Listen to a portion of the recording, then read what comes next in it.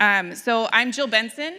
I work for Thrive, which is a ministry of the Christian Reformed Church that seeks to equip and encourage congregations. You can see our logo up there. And I work as a resource developer focused specifically on curriculum. I mostly work with a curriculum called the Dwell curriculum, which is for preschool through 8th grade, and then also has a multi-age version. And then I also serve as the project manager for, we received a grant through the Lilly Endowment through their Christian Parenting and Caregiving Initiative. So I also serve as that project manager for that. But outside of my work and that role, I've worked in children's ministry for a number of years in a number of roles, as a parent, as a volunteer, and also as a director of children's ministries for a while at a church. So a lot of varied experience, especially with Sunday school and leading children in worship and children's church. And I'm hoping to bring a lot of what I've learned and observed to share with you today, but I also am still learning, so I'm excited to learn from you all today as well as we move through our topic. So again, thanks for being here. Just to give a quick outline of our time together, we are going to follow pretty closely to what the workshop description gave, so hopefully it's not going to be too much of a surprise, but we're going to start with a quick history of children's ministry that gives some important context to some of the models of children's ministry we see. And then we're going to actually engage together in a faith-forming activity, an example of something that I might do with the children at my church. And we're going to talk about the importance of curriculum and finding the right curriculum for what you would like to see happen in children's ministry. And then at the very end, you'll get to look at a bunch of different curriculum materials and kind of use what you've learned to apply to those materials and determine if they would be a good fit for your church. So that's kind of where we're headed, just so you can get a glance of that. But before we go there, I just want to give you a chance to get to know the people at your table. So I introduced myself. We're a little bit too large to go around and have everyone introduced, but we will be breaking into kind of table groups and doing some discussion and sharing today. So this is just a way for you to get to know the people at your table. So there's both a website you can use and a QR code. And if you are not big on QR codes, I'm sorry for all the QR codes. It's just the easiest way to get you all on the same website. But when you go to that QR code, it is going to pull up, and I'll pull up the example for you. Oh, and it's going to give us a little bit of a preview of our Mentimeter. So it's going to pull up this. And what you're going to do is you can hit these buttons at the bottom, next and back, to flip through a bunch of different words. And you're just going to pick a word, any word that sticks out to you, and then flip it over, and it's going to give you a question related to that word. So how do you celebrate when you achieve an important goal? And I would answer that, I like to go get a good, delicious meal. And so if I was introducing myself to the group, I would give the information I'll show on the other slide, and then also answer this question, just to give a little insight into how you work as a person. So go ahead, and at your table, I think, is probably best. Split into groups, pick a word and a question, and then in your group, give your name, your location, your role. And it doesn't have to be your role that you're paid for. It can be your role related to children's ministry, right? It can be your role as a volunteer or a parent. And then give your answer to the question from the prompts there. And if you're having trouble pulling up the questions, you can just make up your own question that you would like to answer for your group. We're flexible here, so whatever works for you. And for our online folks, you will be put into breakout rooms so that you can also do the same in breakout rooms there. And you'll be given about 5 minutes to introduce yourself. So we actually might do a little less than that because we have smaller groups here. So online, you'll want to go probably pretty quick. So, all right, go ahead. Do we have the group back from online, or are they still in breakouts? Okay. So maybe 30 more seconds, we'll bring them back and bring everybody back here too.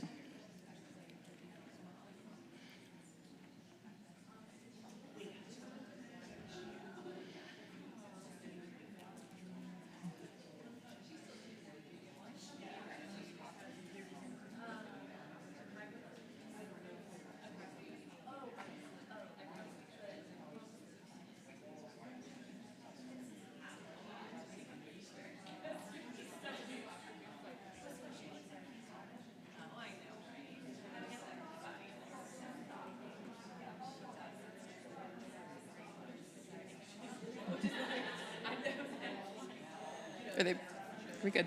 All right. Let's bring it back.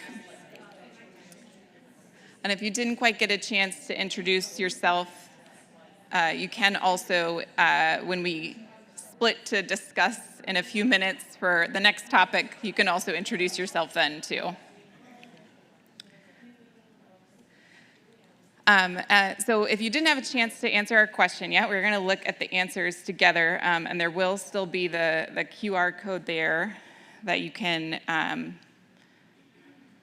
still answer it if you would like.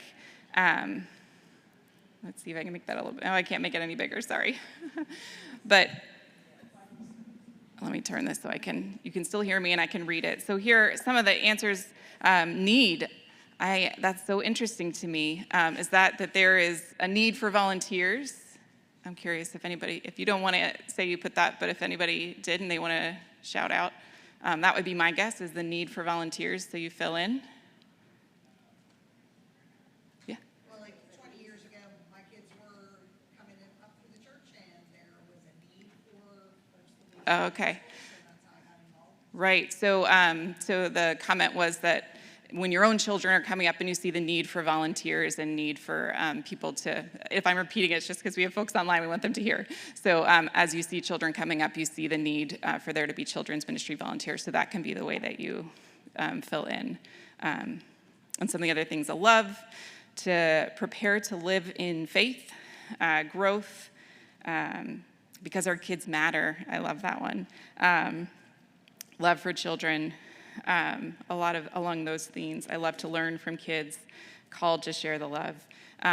So beautiful. And I wanted to start with this because I think it's important to start with the question of why. Why do we do this? Why do we do children's ministry? Why do we plan children's ministry? Why do we have children's ministry available at our church? What is the reason for that? Because the children's ministry itself is going to look very different if we're doing it because we love children and we want them to grow in their faith versus we find them loud and we just want them to be entertained, right? Children's ministry is going to look very different based on those two goals. So it's important to start with the why of why we do what we do.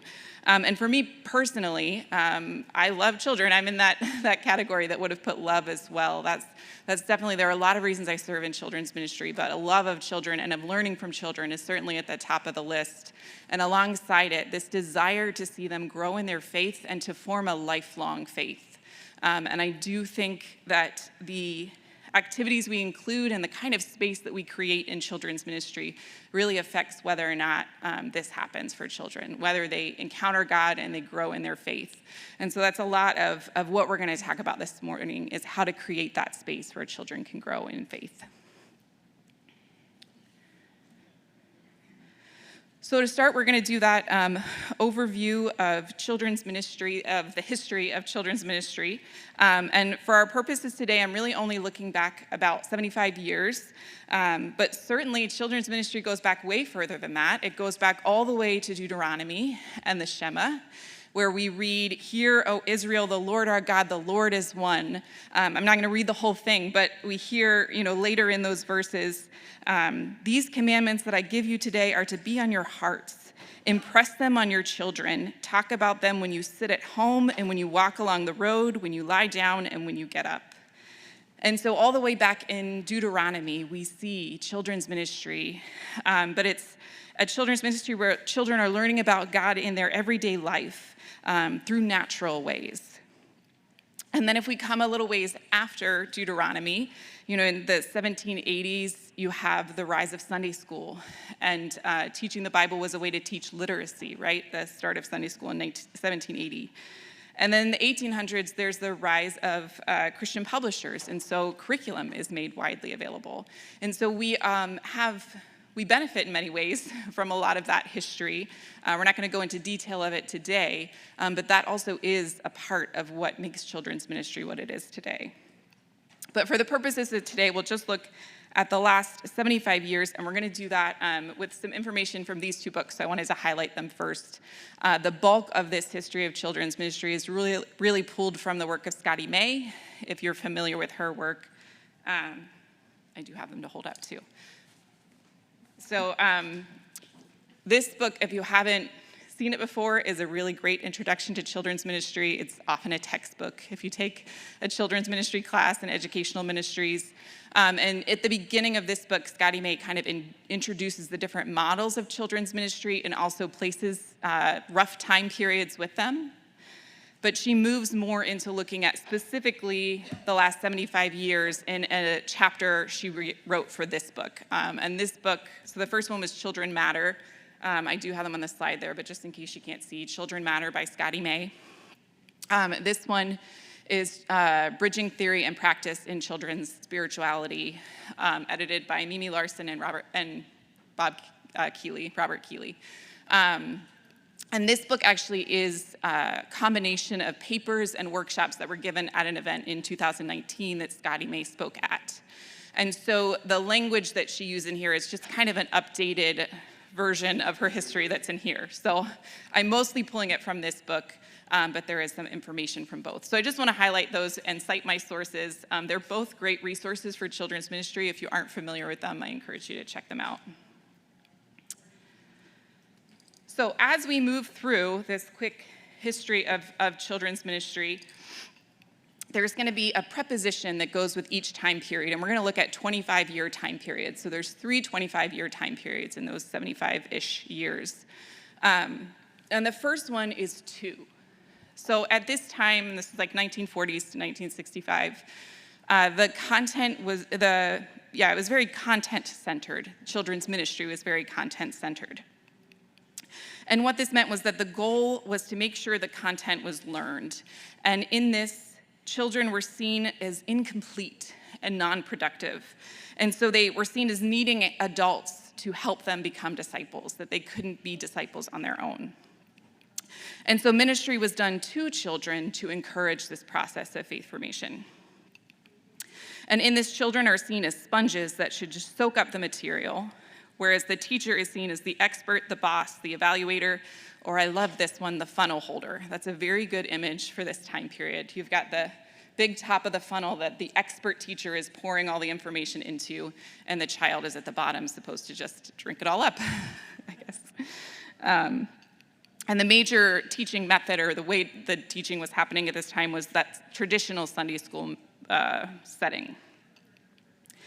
And you had at this time also a lot of the sword drills and kind of things, with the idea being that if you really mastered the content, you could rest assured that you were a maturing disciple of Christ. And so a strength of this time certainly was biblical literacy. Children did know their Bibles well. But a weakness of this time is that children were very much treated as objects that were just passively getting information. And as a result of that, all of that biblical literacy didn't necessarily turn into faith in God or a faith-formative life. Lifelong faith formation maybe is the way I would say it. It often was just information that they learned and didn't actually change their lives in any way. So that's the first one, 2. From there, we'll move to 4. This was more student-centered. This is 1965 to 1990. But it's important to note at this point that this is the time period roughly that I grew up during. But I did not grow up in a 4 children's ministry.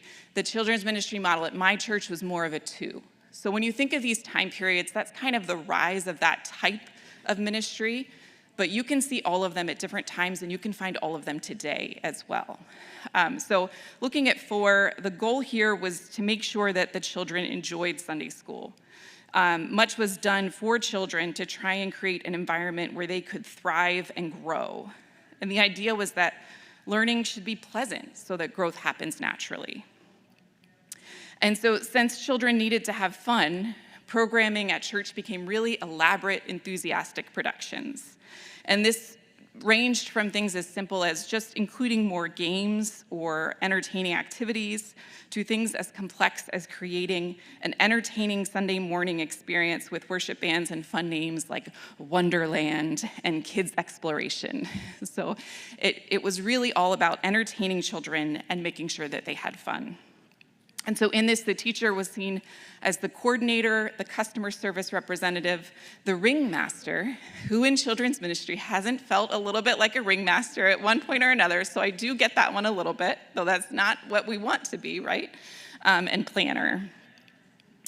And the strength of this time was that it really did make learning fun, and the ways that they were trying to engage the children in active, fun learning did mean that it took into consideration the needs of all learners and include them in really fun ways at times. But the weakness, I think, is really articulated well in a story that Scotty May tells in this book. She is having a conversation with a parent. She says, "After I began teaching at Wheaton College, the Japanese mother of one of my students visited our church. She watched everything we did and visited all the places where children were working and learning. At the end of the morning, she said to me, 'Scotty, your children have a wonderful time here. They learn lots of things. They have fun here.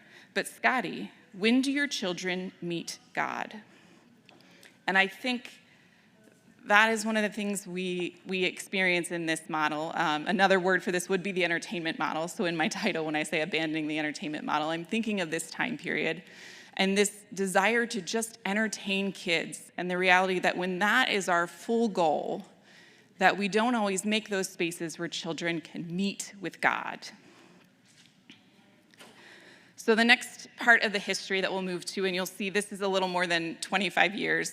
Scotty May wrote that chapter around 2019, so even then it was a little more than 25 years. But from the 4, we move into with, which is more process-centered. And the goal here is helping the children to encounter God and God's story in ways that form faith. And the emphasis is really on the relationship between the child and the adult and the process by which learning takes place with one another. And this movement in children's ministry was actually really brought about by the work of scholars who started to study the spirituality of children. And they identified children's remarkable ability to make meaning of life. And they found that children's ability to wonder made them very aware of spiritual things even before they could articulate it. And so they started to see children more as a plant, sheep, a pilgrim, or a scientist. And the teacher is seen as the shepherd, farmer, fellow pilgrim, or co-learner, with the idea being here that the plant needs a farmer to provide the environment for growth. A sheep, I guess, are the same thing. Sheep need a shepherd to protect and lead them to nourishment. And a pilgrim needs a seasoned leader who has been there before. Those all are very biblical ideas, those metaphors. But then there's also scientists, and I kind of love this one for kids because scientists learn together, they investigate together to find truth. And it's just such a very fitting metaphor for young children who are always questioning and curious about everything. So a strength of this time is that the emphasis is more on authentic engagement with the biblical story. And there is a recognition at this time that children can teach adults something. So we're starting to recognize that this isn't that one-way funnel, that we can learn from children as well. But a weakness of this time is that we're currently in, still sort of, a weakness of this model, I should say, is that sometimes when we create these spaces where children can meet with God, we focus only on the quiet, contemplative kind of moments, and we don't include enough activity and fun. And we forget that it can be both, that you can meet with God in those active moments as well if you do it in an intentional way. So it's important to note this progression of insights, this history, does not mean that earlier views were wrong or bad, though we may feel that way sometimes with some of the ways children are described in that, but it just means that they were less effective than once thought, and that as we developed and learned more about children, we also developed the way we do children's ministry. And the with is kind of the current time period. Like I said, you can find 2 and 4 churches even today. So just because this is where it says we are now doesn't mean that's where all our churches are necessarily falling. So before we have a minute to kind of talk about this in groups, I just want to quickly also mention what Scotty May sees as the next period, spiritually formed by children. And she says, there have been many times when I have been ministered to by children, but it has usually happened unintentionally. I would say this as well. It usually happens, and I'm surprised and grateful for it. But what if we made it intentional? What if it wasn't those intentional moments? What if we made it intentional? And she gives the example of a story of Mr. Rogers, where he was talking with a young person who was disabled. And they had a conversation, and at the end of it, Mr. Rogers asked the boy if he would pray for him. And afterward, Tom Junode said to Mr. Rogers, that he commended him for his kindness. He said, that's so great, you probably made him feel good that you asked him to pray for you. And Mr. Rogers' response was, oh, heavens no, Tom. I didn't ask him for his prayers for him. I asked for me. I asked him because I think that anyone who has gone through challenges like that must be very close to God. I asked him because I wanted his intercession. And Scotty May says, wouldn't it be wonderful and spiritually formational for all of us if we asked to be ministered to by children? And so when I have that title of children's ministry that forms faith, I'm not just talking about children's faith. I'm talking about our faith as well, as our faith is formed by the children in our ministry. So let's take a time to talk about this in groups. So it's called Think, Pair, Share, but you don't have to be in twos. You can be in larger groups, whatever you're comfortable with.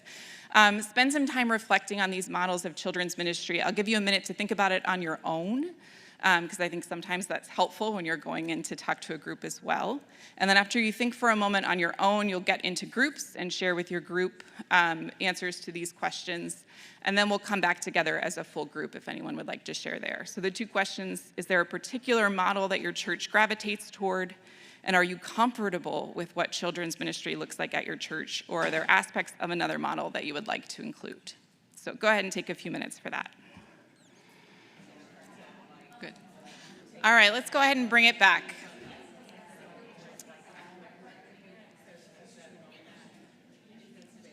And would anyone like to share anything that you talked about in your group? We'll bring a mic around so that everyone online can hear. Or if there's anyone online that would like to share, you can put it in the chat, and we'll read your comment aloud. Anybody?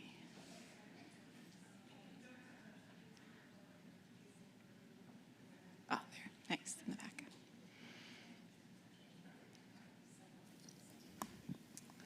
Well, my comment is at my church, some volunteers are more content-centered and some volunteers are more student-centered, and we do some young children worship with models, but what's a good way to get different generations, different thought processes of volunteers to follow one model, especially in a church that's been around from the 1800s, and some of the teachers are 6 generations into that. So Yes.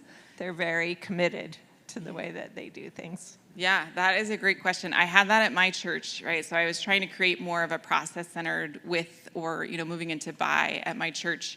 And then a lot of my volunteers were in the Sunday school model still. And they had been serving in children's ministry, teaching Sunday school longer than I had been at the church as the children's ministry director, right? So I wanted to hold like a Sunday school teacher training to kind of help inspire some of that newer thinking. But I thought, how does that look for me to come in and say, I'm going to teach you when I haven't even been here as long as you have, right? And one of the things I did, and I'm curious, I'd love to open up to the room if anybody else has ideas as well, but one of the things I did was did a Sunday school teacher training, but we read something. And I didn't come and teach anything at them, but we read something together that tried to get at that same idea so that they kind of came to the idea on their own through what we read rather than from me teaching it to them, if that makes sense. So it came out of discussion together as a group and learning from one another, which made some of the teachers that had been there longer feel like they could come and share things as well, that they were a part of the teaching process, but they also were learning, if that makes sense. So, but I'm curious, does anyone else have suggestions that's been in another situation, in that similar situation? No? Okay. Any other comments from and it doesn't have to be a question. If you do have questions, I can take them at this time too, but any other comments about the history kind of that we've come through? Or anything from online? All right, well, we'll keep going. This is why we're doing the smaller groups and the bigger time, because I think sometimes it's easier to share in smaller groups with a group this size.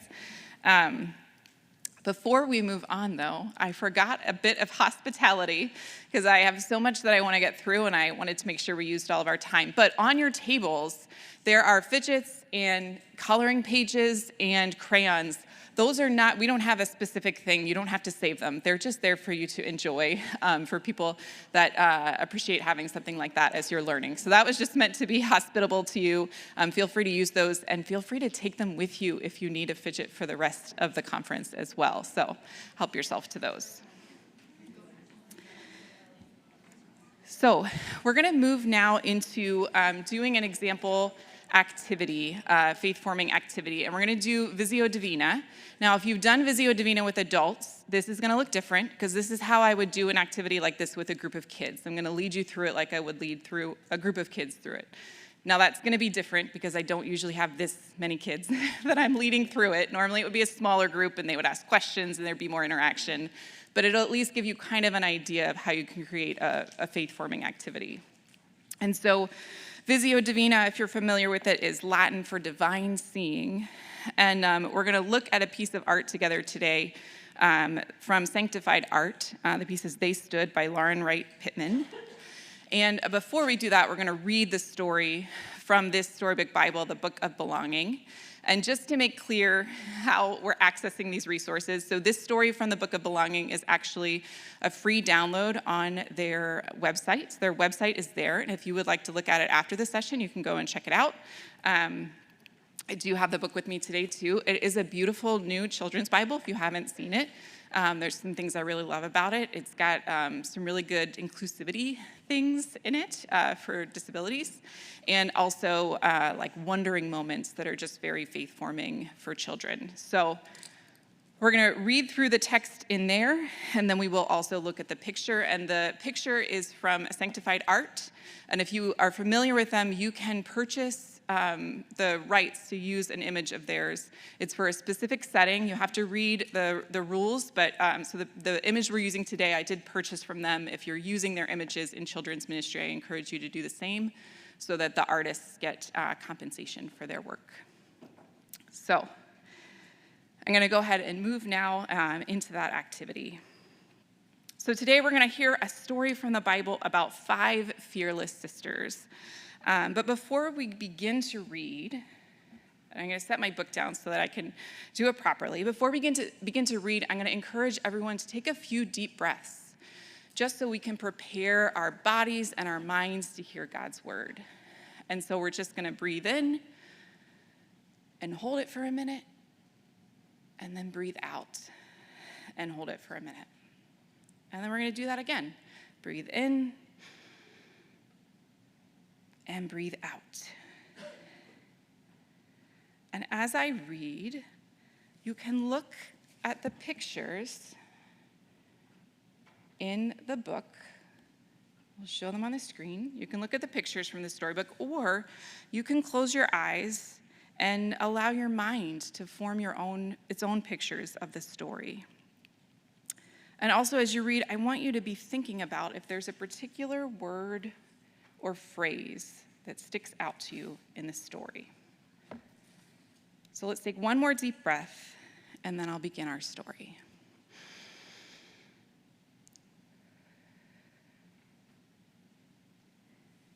During those wandering wilderness days, inside the vast desert encampment of the people God goes with, nestled among the tents of the Manasseh tribe, in the tent of Zelophehad,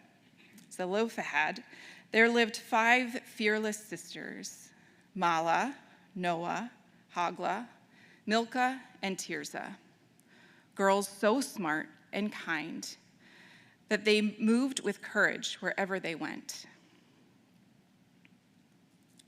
After all, do you know that courage means to tell the story of who you are with your whole heart? Those girls knew who they were, and it made them brave. And whenever they started to forget and feel afraid or lost, all they had to do was repeat their names: daughters of Zelophehad, family of Manasseh, camp of Israel, the people God goes with. They were snug and secure at the center of so much belonging. But one horrible day, Zelophehad died, and the sisters found themselves afraid and confused. The rules in those days said that only a male could keep his father's things, including his name, his tent, his animals, his money, and most important, his place in the promised land where they were headed. So without a brother, the girls felt their layers of belonging starting to slip away. Daughters of nobody in the tent of no one, from the family of nobodies, the people God goes with. It just didn't add up. What will happen to us, worried Tirzah. She was the youngest and was quite used to being taken care of. Will we have to leave our tent, live with another family, give up our special place in the promised land? Milcah and Hoglah were filled with questions too. They had often daydreamed together about the promised land, wondering what their new home would look like, what types of food they would grow, how tall the trees would be. "This isn't right," said Noah. She was the boldest of the sisters and always filled with good ideas. She huddled her sisters up in a tight circle, and together they made a plan.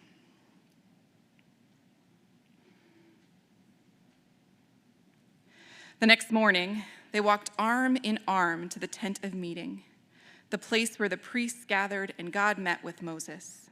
The sisters had talked late into the night. They knew who they were. They were the daughters of Zelophehad, from the tribe of Manasseh and the people of Israel. But most of all, they knew that they were loved and valued by a God who invites us to wrestle. They knew that even without boys in their family, God was still with them.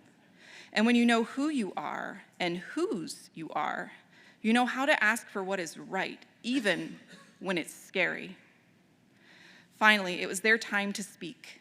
Mala cleared her throat, took a deep breath, lifted her chin, and explained what they had talked about all night: that their father had died but had no sons, that Mala, Noah, Hoglah, Milcah, and Tirzah loved God with their whole hearts and dreamed of their special place of belonging among the people of Israel, that they understood that the law said their inheritance was lost to them now. "This is not right," said the 5 fearless sisters. They stood in front of Moses, Eleazar, and all the other important people with important jobs and said, "Give us our land. We belong just as much as any sons would. We know who we are, we know whose we are, and we know it is right for us to belong." The important people with important jobs looked at one another. "Girls as important as boys? This is a new idea. Let's see what God has to say about that." So Moses went to meet with God. And what do you think God said? Of course. God said to Moses, "These 5 sisters are right. Give them their inheritance just as they asked. And while you're at it, write this down and make it part of the law. Daughters have as much right to land as sons." Moses came back with the news, and word spread from one tent to another. Mala, Noah, Hoglah, Milcah, and Tirzah had done it. Those 5 fearless sisters believed who God said they were more than they believed anyone else, and they changed the future for many girls to come.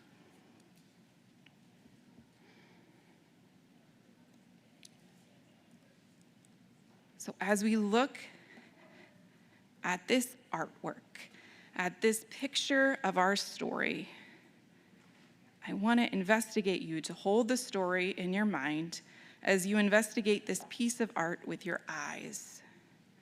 And we're going to ask questions like, why did the artist choose that color? Why did the artist draw the story in this way? How does this art make me feel? How would I draw this story? And you can also be thinking about the word or phrase that you held on to from our story as you look at the art.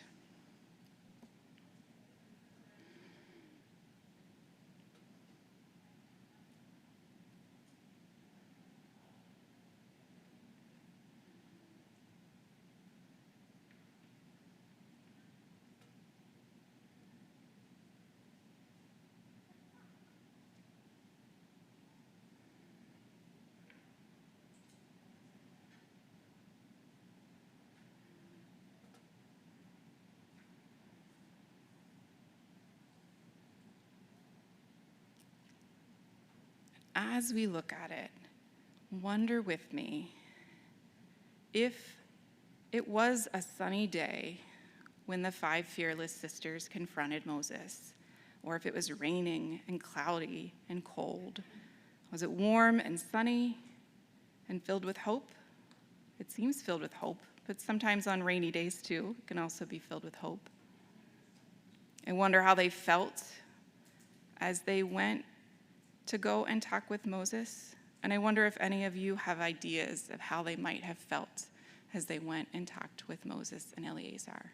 You're welcome to share if you would like. Scared. Bold. Desperate. Determined. I wonder how they might have felt when God said that they could have the land, that they could keep their land, and that there would be a law that the girls would always be able to keep their land. Relieved. Joyful. Proud. So many good words from our story today. Well, as we close out our time hearing our story, I wonder if there is anything that you wonder about this story that anyone would like to share.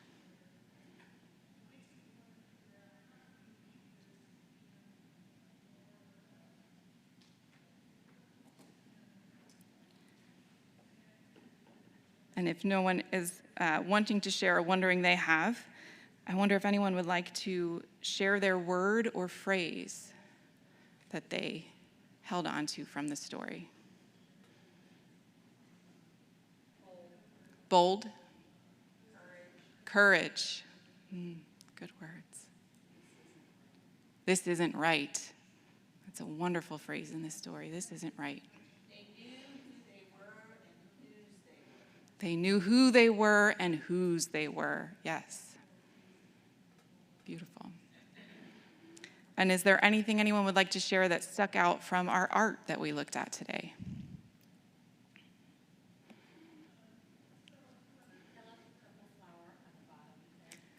Yes, okay, so someone mentioned the purple flower on the bottom there. I love that too.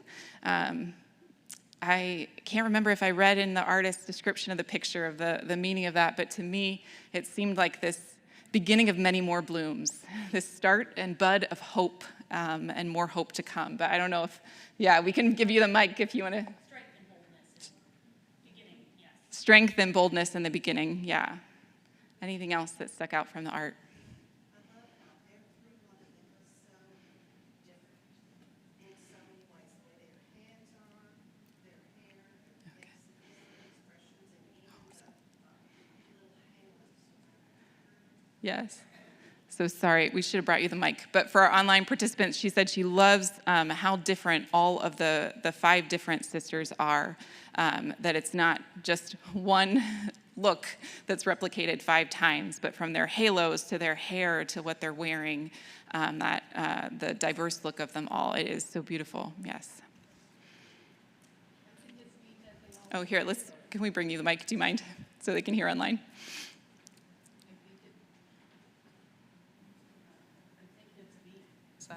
Is that working? Yeah, you're good. You're good. It might not be that loud, but I think it's going through for them, so you're good. Sorry. Oh, there we go. I think it's neat that they all have halos, Yes. that they are holy people. Yeah, it's beautiful. We have someone here too.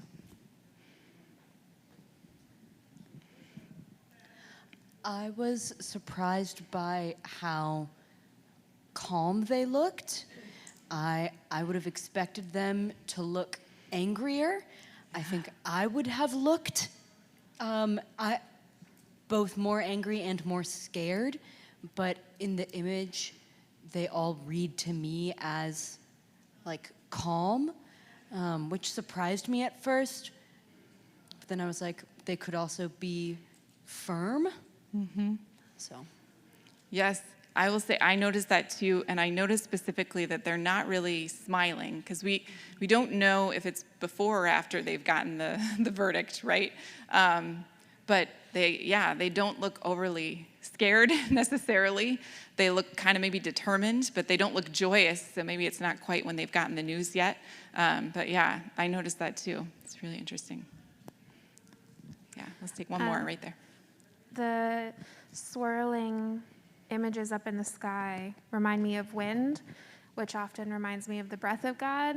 And so the Spirit of God being over and around and with them as they do this work. And the importance of that stuck out to me. Yeah, that's beautiful. Thank you for sharing. Well, we have to keep going for time, but thank you so much, all of you, for sharing. And as we move out of this activity, I just want to put my book down so it's out of the way. I just want to make a few quick comments about this activity. First of all, yes, I recognize that I said one of the weaknesses of with model is that we're not doing active enough activities, and that was not an active activity. But that doesn't mean you can't include any more contemplative, slow activities in children's ministry. It just means you have to have some activity on either sides of it, is how I would normally do it. And you also have to be aware of how you can engage, how the needs of your group fit an activity like this, and what age group you'd be able to do something like this with. So at my church, I probably would do it for 2nd grade through 5th grade, sometimes maybe with younger kids.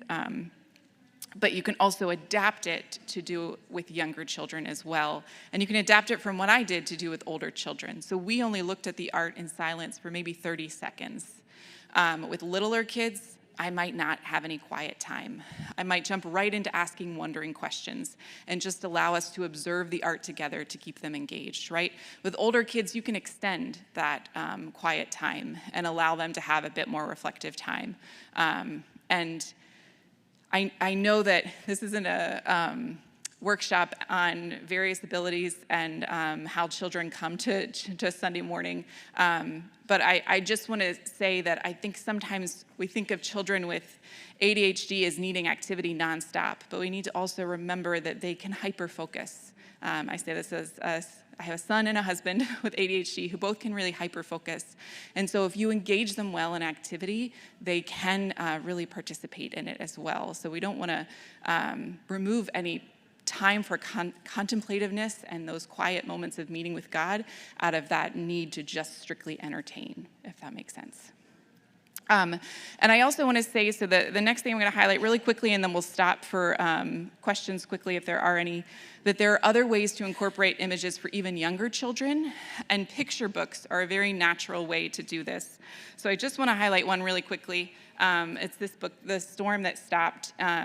I like these tales that tell the truth. There are, if I had longer, I could give you a few things that I'm cautious about with them, but I like this one because of the way it portrays the storm, and you can get the images for them online, so we'll look at those on the slides this morning, and so that can be helpful in children's ministry. If you have a bigger group, it's an easy way to put the images up where all the kids can see.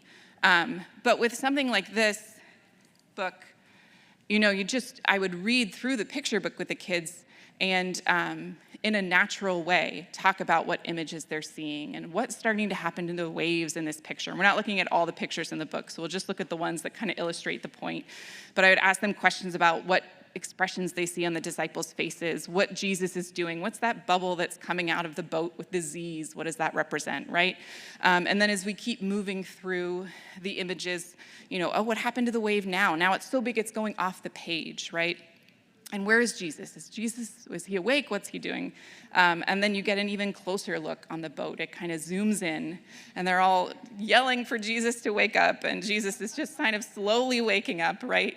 And then from there, finally, the wave is completely even bigger than before. It's still off the page.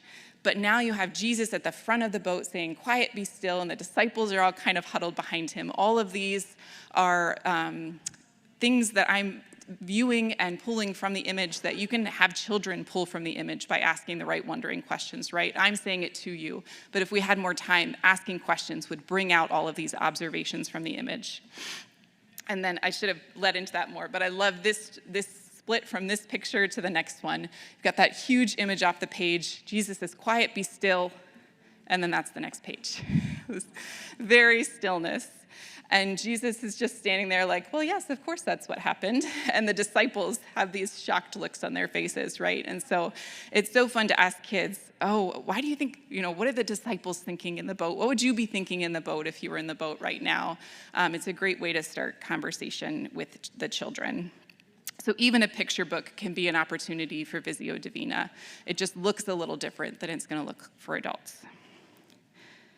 And so at this point, one thing I do want to highlight, I've mentioned wondering questions a few times throughout. And if you're not familiar with wondering questions, they're a fantastic way to engage children in faith formation and create spaces where they can meet with God. They are questions that don't have a specific answer.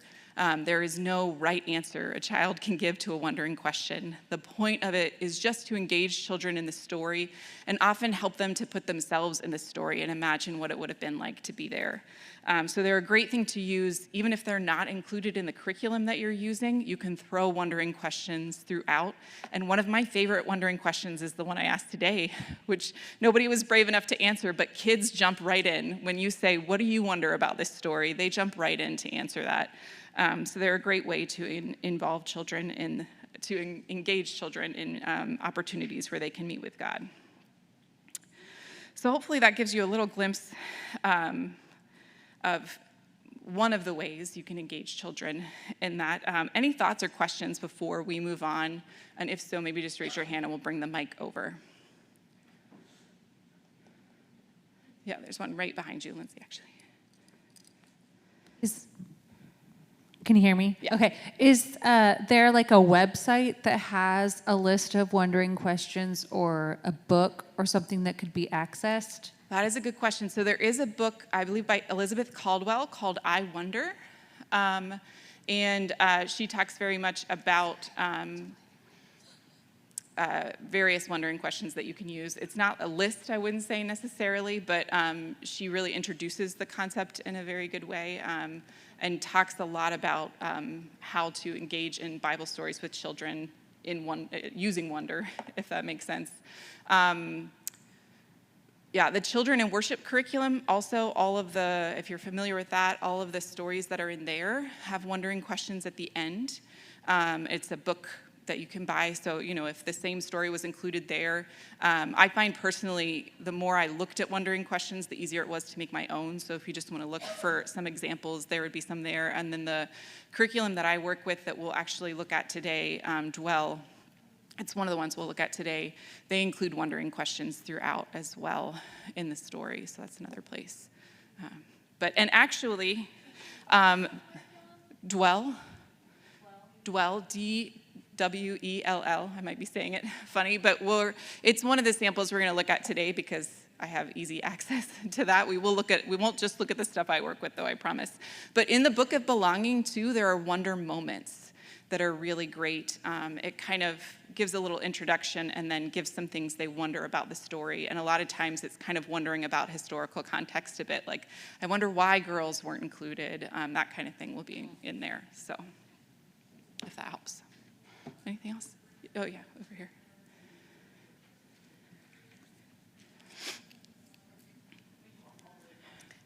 It's great. It's important that people can hear you. It wasn't a question. I was just going to mention that if you're not familiar with the Book of Belonging, it is one of the few on the market right now that does not read into it from an ableist perspective. Like specifically the blind Bartimaeus story is not told like God made a mistake and suddenly he was healed. It is not read that way. And the wondering moment talks about how we learn from people from a point of difference. It's beautiful. So if that's something you're interested in, you need to order that book.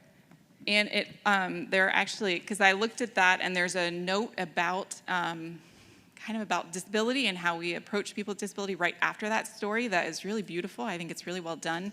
And then they have a note from that chapter at the end as well that like describes their approach to disability and includes some really helpful websites of resources. So yes, it is. I've really appreciated it for that. Anybody else? I'm just going to name that I'm a disability consultant and I work with Jill. I'm Lindsay. And the Dwell curriculum also, they've been very intentional around disability. And so we continue to work together to edit. But for example, we don't use the word paralytic in normal life. That's an offensive word. But we use it in churches all the time, right? So it's the man who couldn't walk, right? So these are good things to be thinking about as you teach these stories. Not every curriculum is going to think about those things. Yeah, which that is actually a good lead into kind of where we're going next. We're going to look at some specific curriculum, 2 activities and 2 different curricula that will give kind of will hopefully introduce you to the idea of how curriculum matters in Sunday morning children's worship, or children's ministry. So I'm gonna, sorry, I have to stay at the mic while I explain, but I'll pass them out. Let's get those started going around and then I'll explain.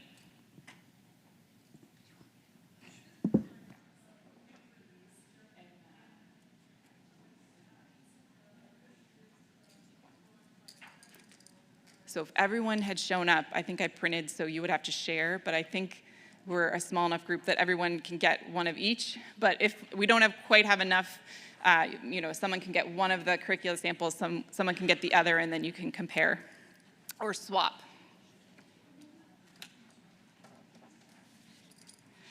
So as you get these, we are going to look at 2 specific activities. We're not going to look at the whole lesson plan right now. So you're going to want to find page 10 in the first one. So the one that says Exodus on the top.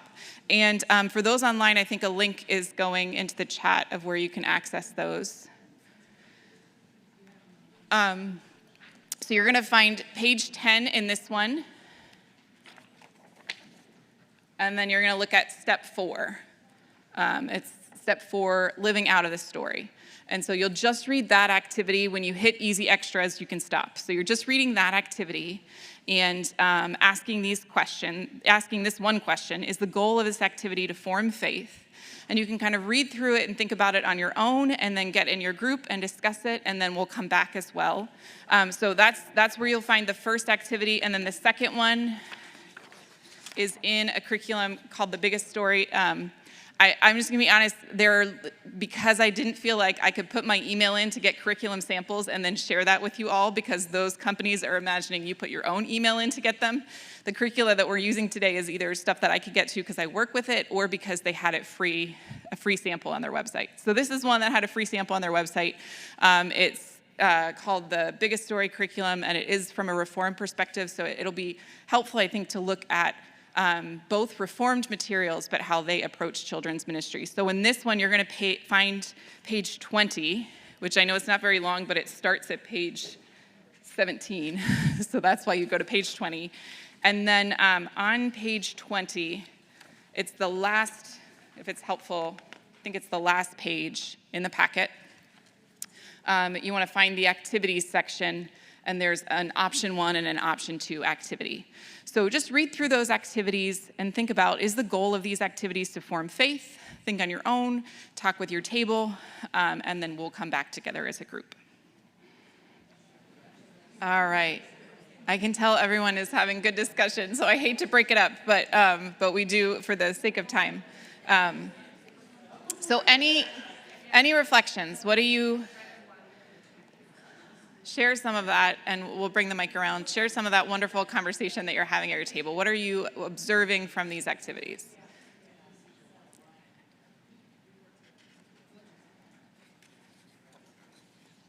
Anybody want to share? Oh, yeah.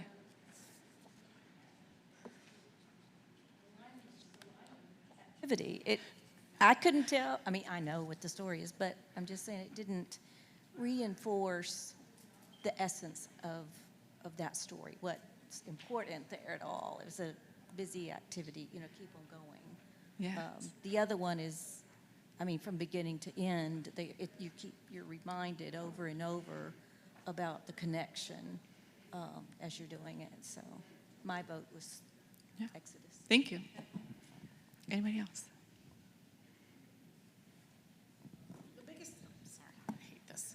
The biggest thing we talked about is we liked the dwell one better than I didn't understand the lion one at all. I'm sorry. No, it was meant to be a stark contrast. So you're fine. I figured. Thankfully, I liked the dwell one better. But the dwell one can be used for a more varying group of children, age and number. And that's an important thing that we talked about at this table, because sometimes maybe there's only 1 or 2 kids.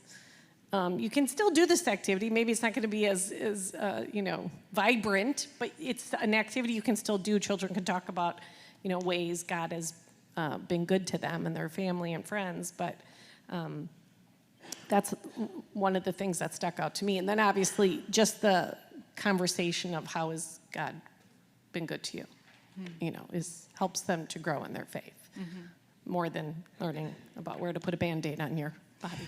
Yeah. Yeah. Anybody else?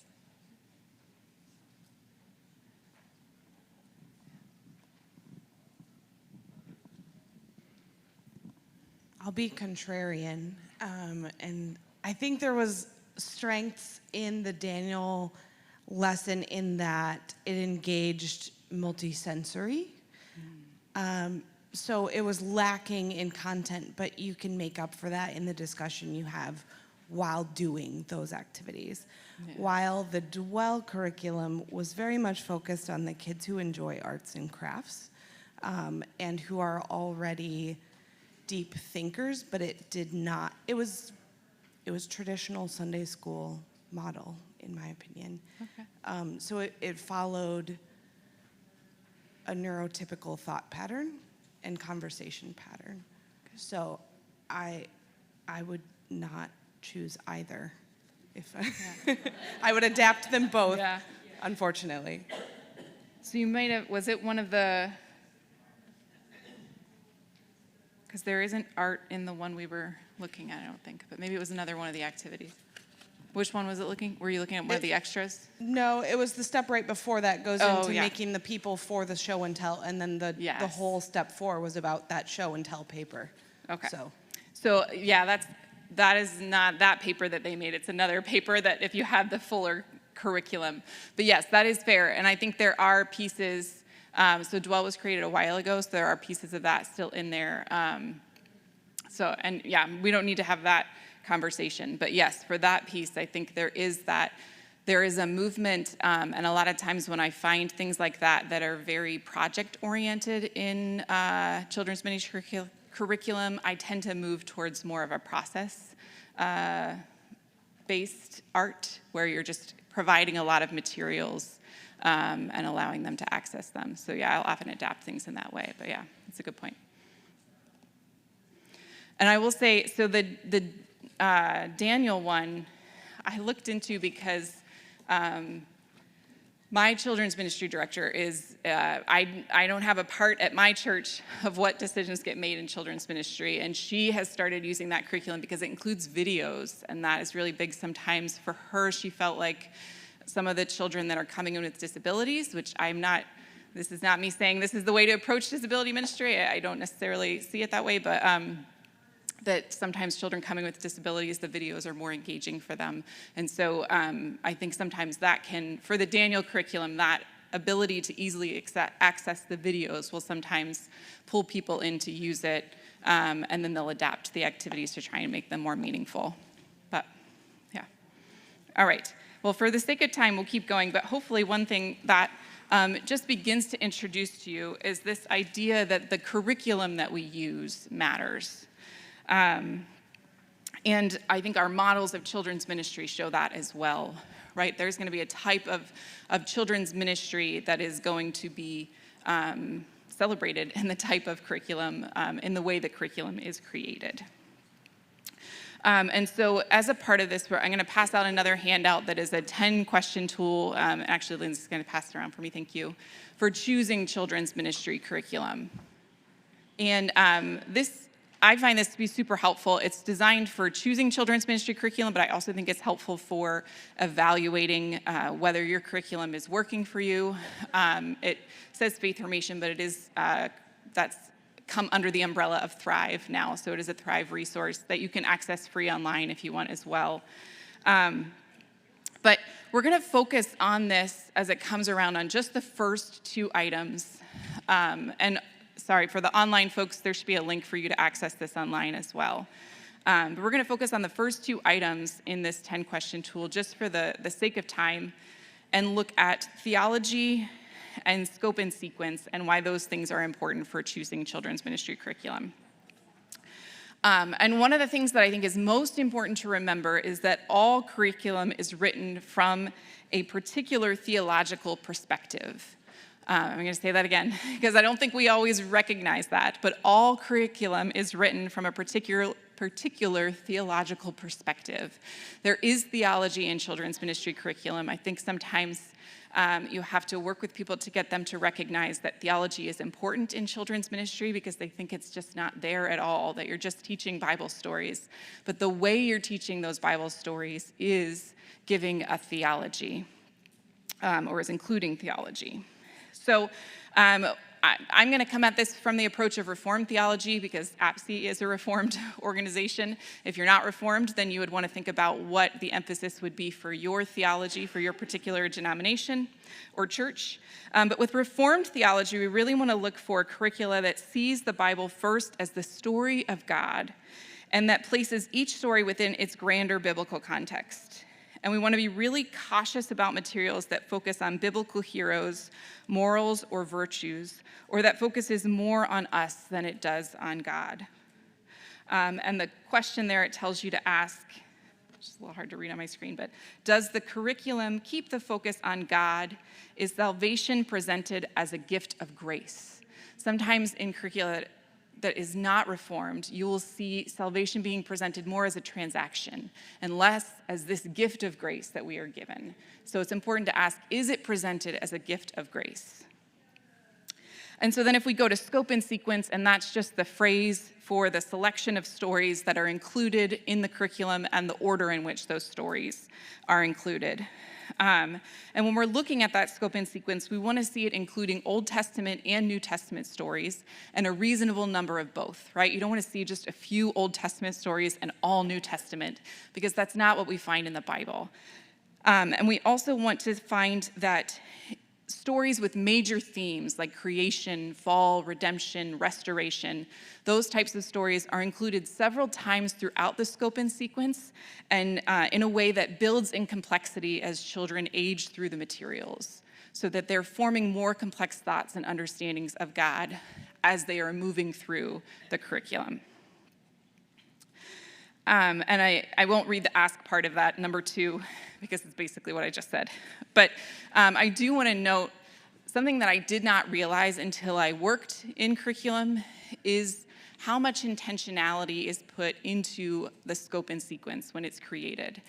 It is created for a child to get the whole of the scope and sequence from preschool for, it depends on what the age is, but right, if for Dwell, our materials are preschool through grade 8. And so we are looking at what do we think a child should be exposed to and how should their understanding of this story grow from preschool to grade 8. And so a lot of times I will have conversations with children's ministry leaders who will say, I'm kind of bored with our curriculum right now, so I want to switch to something else. And I get that. My first question is always, are the kids bored with your curriculum? Is it working in your ministry? Because often the answer to that is no. And often the curriculum is a very good fit for their program and their children, but they just want to try something else. And when you do that, you are doing a bit of a disservice to the kids because then they're not getting that full scope and sequence. They're getting a little piece of this scope and sequence, and then they're jumping over and getting a piece of this one, and they're never getting that full picture that was intended for them to be exposed to. So just to note, to be aware of that as you're exploring curriculum. That doesn't mean that you always have to stay with the same thing. There are reasons to change, but you maybe just want to check that they're the right reasons. So we're going to look just at an example of, and I'll try to move through this quickly because we are a little behind, but of what this looks like when you're actually looking at what children are learning. So here are some examples from a non-reformed curriculum. And this curriculum is kind of a virtues-based curriculum in which the story of the fall is a story of contentment. And so it's described in this session as choosing to be happy with what you've got. And kids at all levels, from kindergarten through grade 3, are taught Genesis 3 using these focus statements. So I'll say that again. So these are the same focus statements for kindergartners, first graders, second graders, and third graders. There's no change. And they are learning when you want what you shouldn't have, it can lead to trouble. That's the bottom line of the story of the fall. And the basic truth is I need to make wise choices. And then the memory verse is a verse about contentment from the New Testament epistle. And so if we go to a Reformed curriculum example, here we see at age 4, the focus is Adam and Eve disobeyed God. The faith nurture goal, one of many, so there are others, this is just an example, is thank God for loving us even though we sometimes disobey. Kindergarten through grade 1, the focus becomes God forgives us when we are sorry for disobeying. Imagine how God feels when we disobey. Know that God loved and forgave Adam and Eve.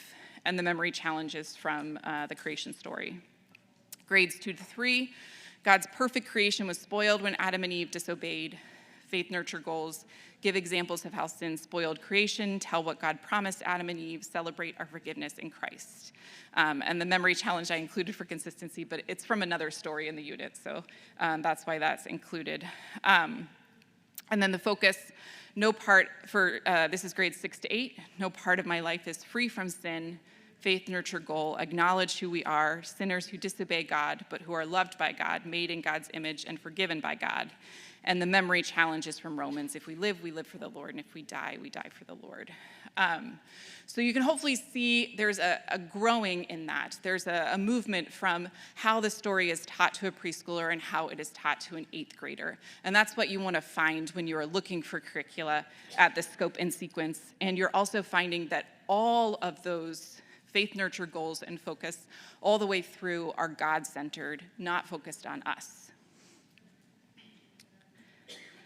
So we don't have time, unfortunately, to go through all the rest of the things on the 10-question tool, but that's why I brought them, that you can take them with you. There are some other helpful things on there. There's also a video online that you can search for that kind of walks you through the tool and choosing curriculum. But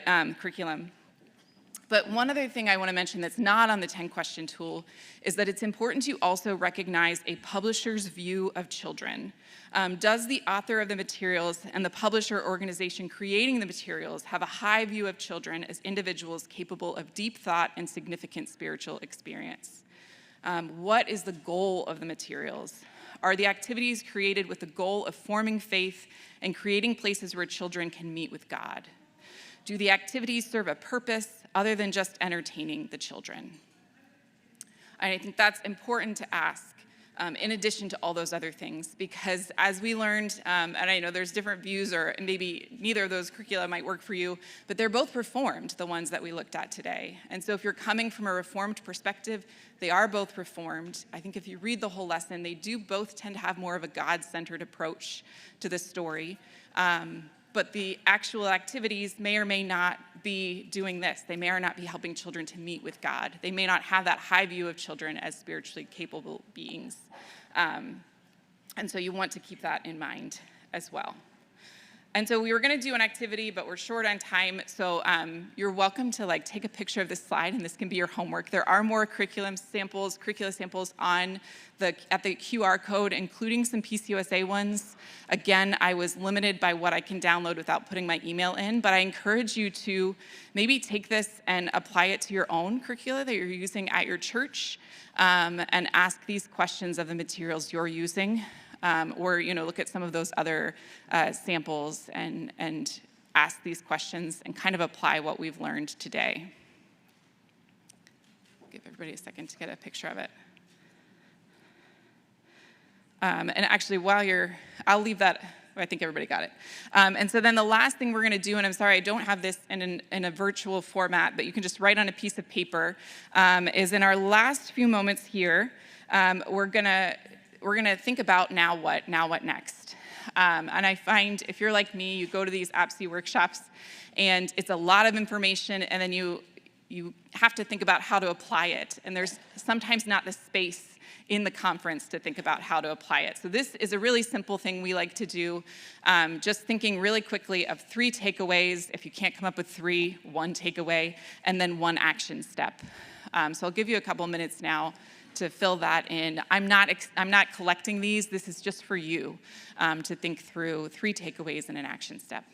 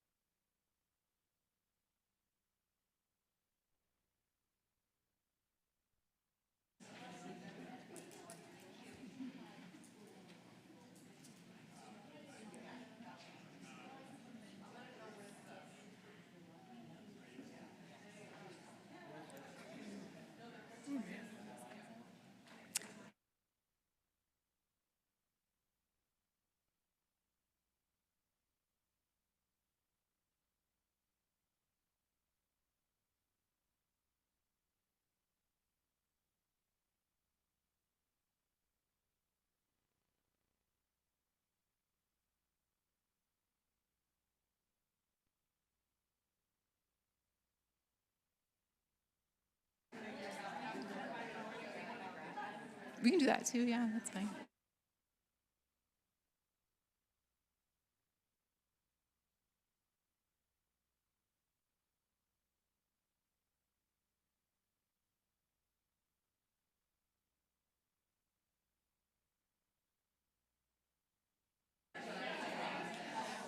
So let's, just to close really quickly, before I think I have a couple minutes so I can take questions if anybody has any other questions. I meant to provide time for that before the 3 takeaways and an action point, but I did put my contact information up there. If you have any questions, feel free to reach out.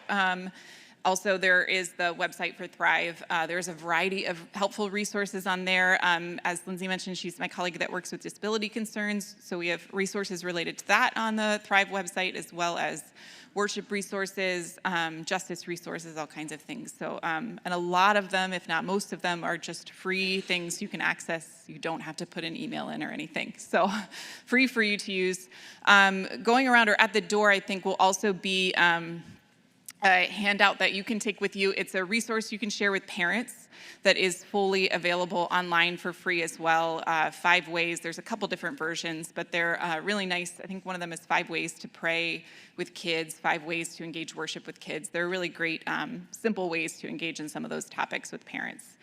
So it's not really related, it's just a gift to you that I brought that you can grab on your way out. And for those online, there's a link for you to access that online. And there's also, the last thing I want to mention, there's a QR code. This post at the bottom, tools and resources for choosing Sunday morning children's ministry curriculum.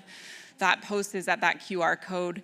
That's something a colleague and I put together for another workshop we were doing, but it came up as I was preparing for this, and I thought, oh, that's actually helpful for today too. So yeah, wanted to share all of those with you. But any last questions? We're at 6:15, so we're right at closing time. But if you have any last questions, we can, yeah.